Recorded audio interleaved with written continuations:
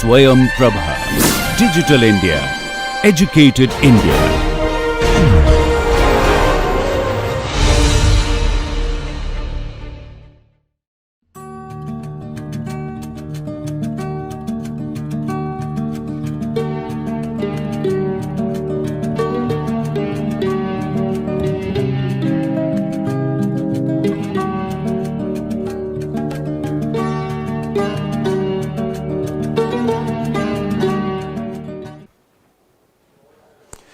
Hello and welcome to this edition of the Entrepreneurship Essentials. We will start with a brief introduction that will contain the motivation, the definition and a little bit about corporate entrepreneurship. Corporate entrepreneurship is another motivational aspect of entrepreneurship per se. So, here is the items to be covered. Now, talking about motivation. Entrepreneurs actually are the catalyst for economic and social development of this world. Since time antiquity, they had been doing that. Just think for a while that Thomas Alva Edison was never born, and many of the amenities that we think indispensable for our daily life would suddenly vanish, or they would appear in the world much later than what they did actually. So, if you think of value creation for the society at large, creation of jobs, creation of economic value to any government, these are all possible through entrepreneurs. Then there are problems bogging the society. So, entrepreneurs observe that people need solution, people need to overcome their problems, their pains.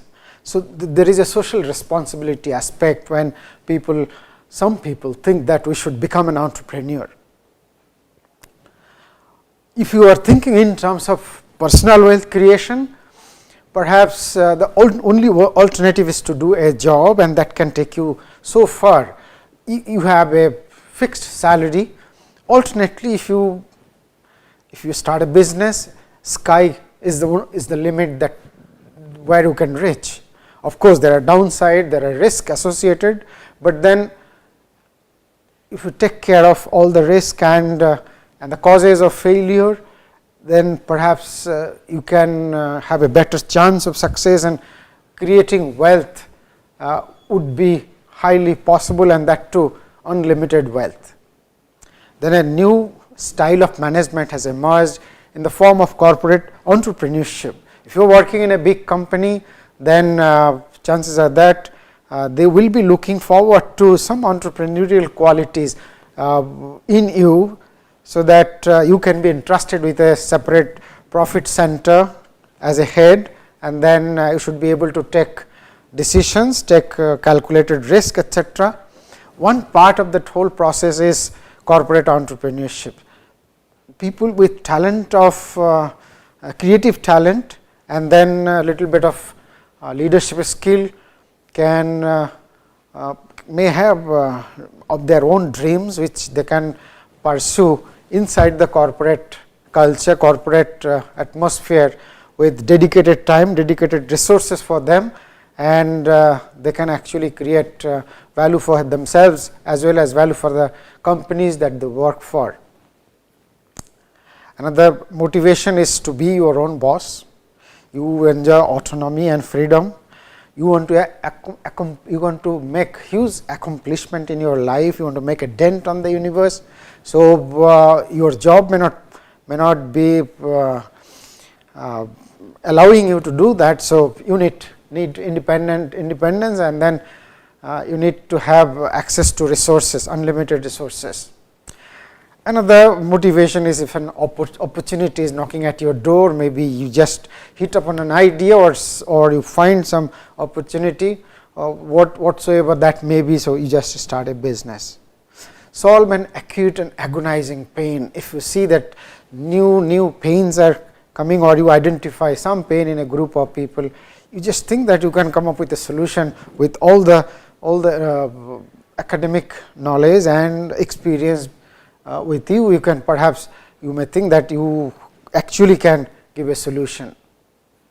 So, any knowledge in any particular domain may motivate you to start this kind of a business. Actually, no other option. There are some people, they have no other option but to start a business, because maybe they have lost their jobs, and all that they think of, that is to start a business. Sometimes, particularly at this time, the whole country is trying to promote entrepreneurship. So, the infrastructure, the motivation in the administration are all suitable, and they have put a wonderful ecosystem, starting from funding to mentoring to go to market, and then providing facilities for supplying to big companies and get your payment on priority, etc., etc. So, everything kind of sometimes motivate people to start a business, and the time actually is now. As in the last slide, economic contribution or capability to contribute to the economy of the country and to the society at large is perhaps or should be the main motivating factor for anybody to become an entrepreneur. At the end, there is a reference of a lecture series at Stanford University. It was compared by Sam Altman, who was the chairman of Y Combinator, and they have been accelerating a startup for a long time, and you name big present generation companies, chances are that they were incubated or accelerated at Y Combinator. And they have made a lecture series in collaboration with Stanford University on entrepreneurship. So, it is like getting the thing from the horse's mouth. They have delivered wonderful lectures, and all of them are either CEOs or some CXOs of present generation successful companies. So, whatever they say, there is every reason to take it as the golden words. So, golden rule or something. So, you should see the reference, and for your own supplementing knowledge, you can go through the videos. They have text also, text files also. So, Sam Altman actually said that if somebody wants to become an entrepreneur, the only motivating factor should be that there should be a compelling idea to solve a chronic or acute problem in the society. Only then somebody should think of starting a business. Of course, other people delivering the lecture did not corroborate or subscribe to the same idea. Most of the people think that if you have a wonderful idea that solves a problem of a group of people in the society, you think that you can give them a solution that will be superior compared to whatever is available in the marketplace now, and at a lower cost, or that should make a wonderful value proposition for their money, customers' money. Then you should have no other reason. You should not wait for anything to start the business. You should start right away, meaning that you are going to produce something that the customers are waiting to buy, and there should be no reason why you should wait for that. Here is some data to support this idea.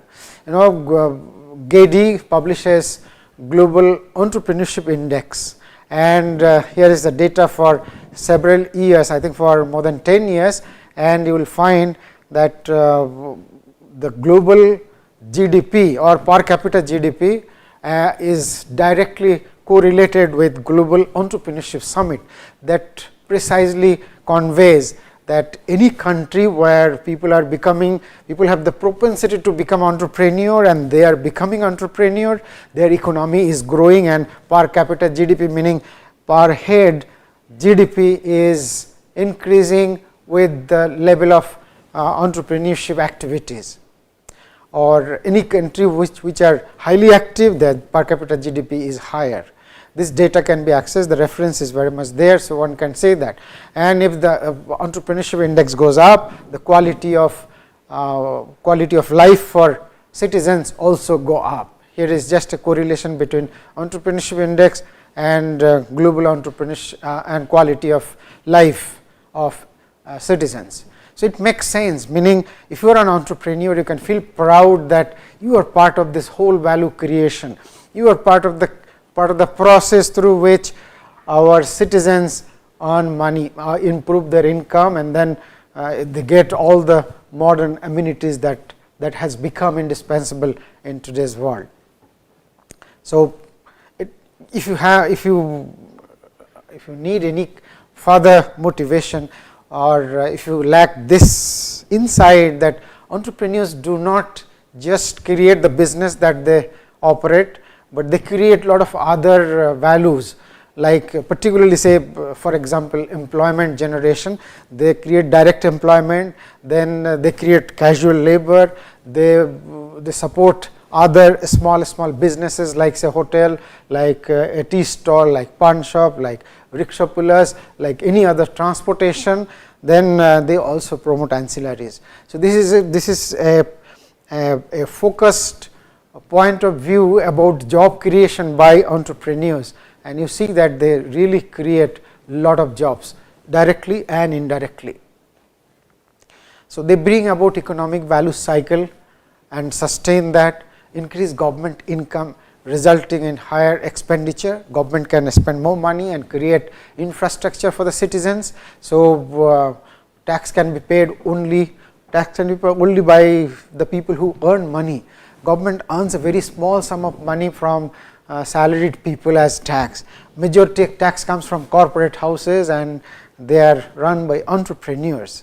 Increase government income, create more infrastructure, more consumption, that in turn creates more entrepreneurs, and it is a cycle. It is a cycle that supports itself. It has a cascading effect of going upward.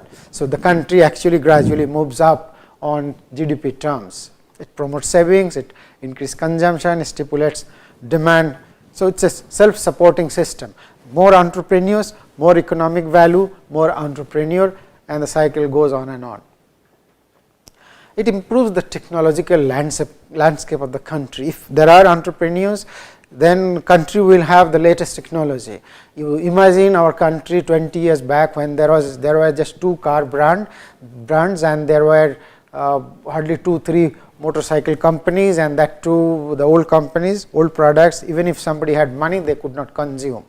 Now, with entrepreneurial activities going up, now country has so many latest products available. Entrepreneurs are making them available and we are enjoying the benefit of the latest gadgets, latest technologies. Entrepreneurs bring in foreign exchange because they produce something that is sellable abroad. In the process, foreign exchange comes here, and when foreign exchange comes here, our rupee value improves.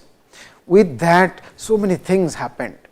Today our GDP is $2.5 trillion. Just imagine, by a stroke of a luck, our rupee value just doubles, meaning that now $1 is 70 rupees, it becomes 35 rupees.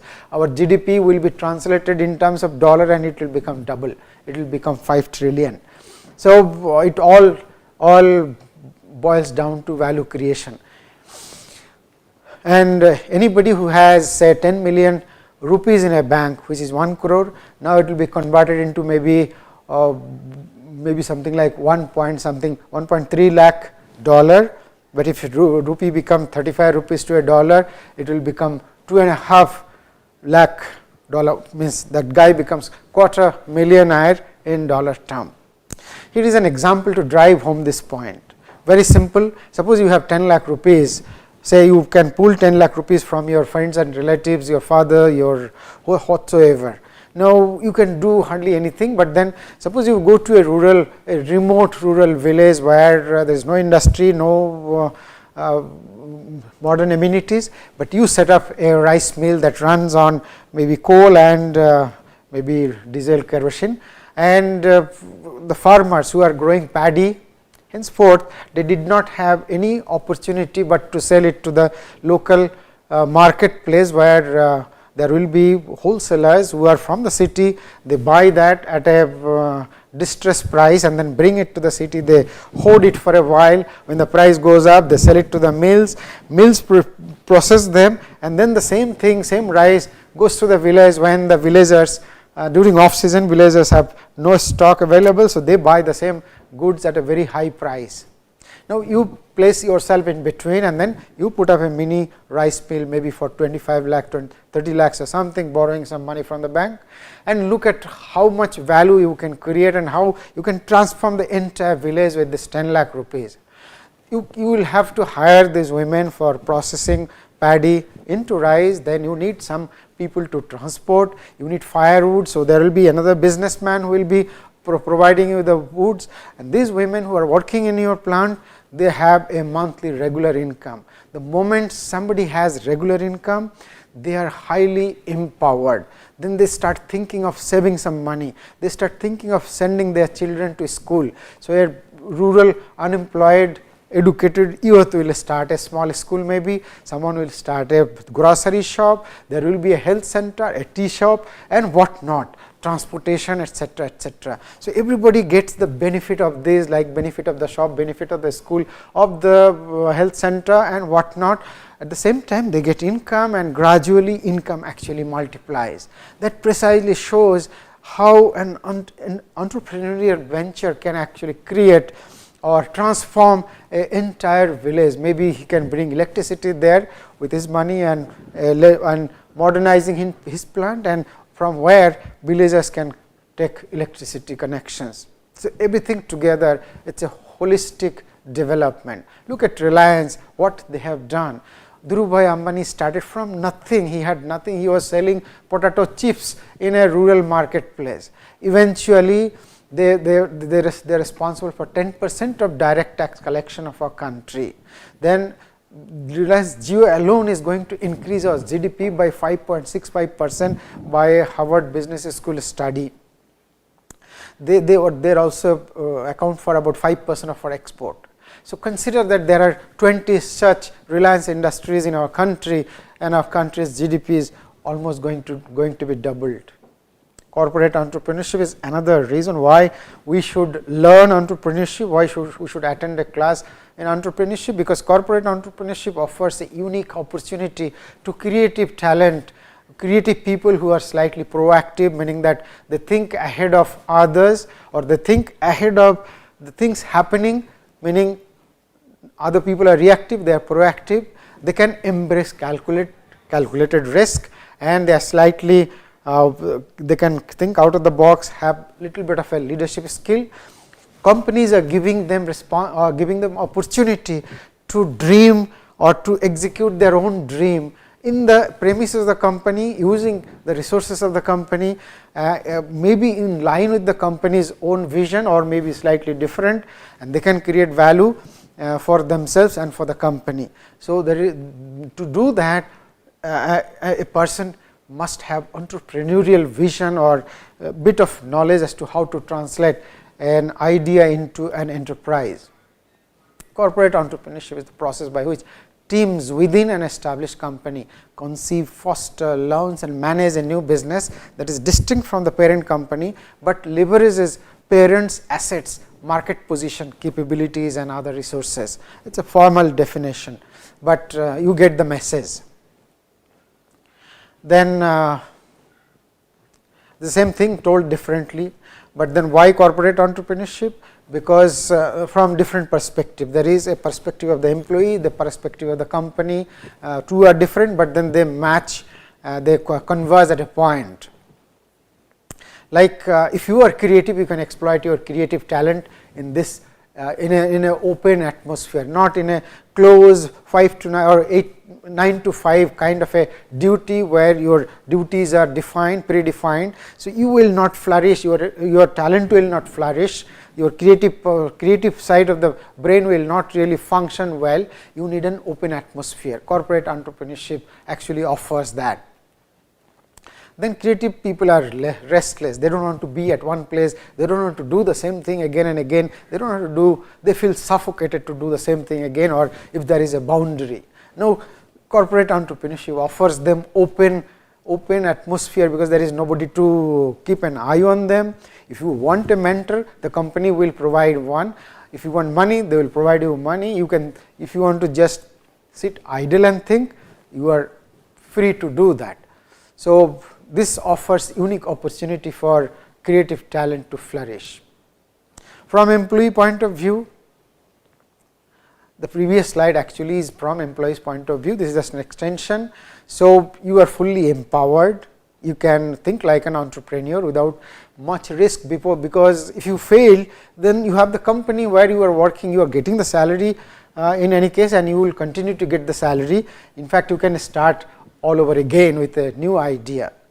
Then freedom to experiment within a large organization. So, you can have access to their laboratories, their other infrastructure that is necessary, you have full autonomy, resources, everything is at your disposal, and risk is absolutely minimal, because you are not going to be fired if you fail.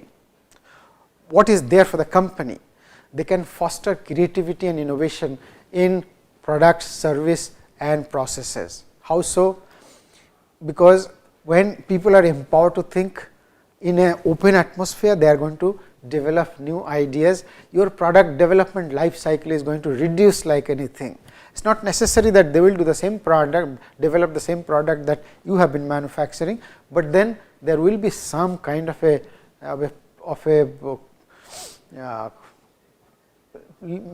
correlation or say similarity of your mission vision with the vision of these people. So, it may be in the same line, or maybe you can exploit by jointly developing and then jointly starting new ventures. Then you accelerate the product development pace of development, improve customer value proposition, meaning like there are examples like Procter and Gamble, they have reduced the product development time, and then they have been able to make new product proposition where customers stand to gain, and then this is actually unique and superior value proposition compared to their competitors, because these products are new, they are available at a lower cost and customers have every reason to buy. Create and maintain competitive advantage, reduce attrition, because these people who are creative people, normally they do not want to stay at one place. The moment you give them an open environment, they will always remain there, because they are free to think. They will never complain that this company cannot exploit my talent, or I have to do something routine every day. Bring about new innovation in related or new field, so that company can serve existing market, or they can think of expanding into new market, diversifying into new market. Give birth to new enterprises altogether, because this creative employees may start a new business, the company may be partner, or the employees may very well sell the technology to the parent will have the first right of refusal, and then they will get access to the technology. In fact, many of the latest companies, the successful companies today are exploiting this very issue, meaning they are empowering employees to do research of their own, and then share the technology with them, and they get a lot of money, or they get to become co-founders. But then if you want to become a corporate entrepreneur, what do you want? What do you need? You need creativity, you need self motivation. You cannot really, unless you are motivated, nobody is going to motivate here. Action oriented and self driven, you have to drive yourself, proactive, think independently, flexible, willing to accept failure as an option, and relentlessly persevere. Only then you are suitable for corporate entrepreneurship. Procter and Gamble actually promoted future works, where people of Procter and Gamble, employees of Procter and Gamble can come and think innovatively, think creatively, and then develop new product of their own, or it can be in line with the product lines of Procter and Gamble. Eventually, Procter and Gamble has been very successful in cutting down product development time and coming up with the new product that has challenged the competitors, and Procter and Gamble from some point of distress have become very successful moving forward.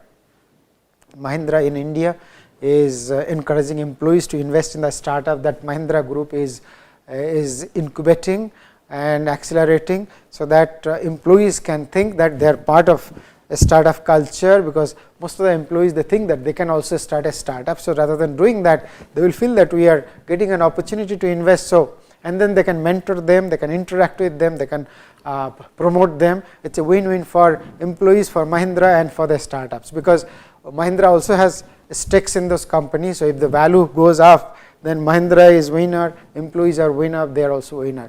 There are many examples, particularly Google is a wonderful example. Google gives 20% of your time to pursue something by yourselves, meaning that they give 20% of the time, and you will be given a separate room or separate space and sufficient money and infrastructure, including a mentor. So, you can spend 20% of your time of the day thinking whatever you would like to think and developing whatever you would like to develop. At the end, Google is going to tell you that if you have developed something, you can sell it outside, you can sell it to Google, you can jointly start a company with Google. Whatever is your interest, Google is going to allow you to do that. There are many other examples. Actually, you can see that this is an example I have given you the reference where I have got it. You can read them a little bit of details about all of them, how they are actually